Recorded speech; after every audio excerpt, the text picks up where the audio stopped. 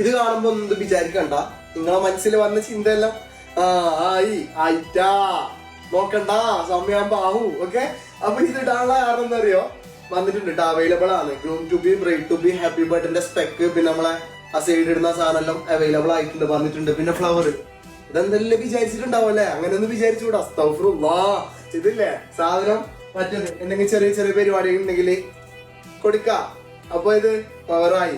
പിന്നെ വന്ന് മക്കളെ സാഫ്രൂൺ, ഏത് കുങ്കുമോ, കൊറേ ആള് ഏകദേശം ആളും കുടിക്കുന്നതാണ്.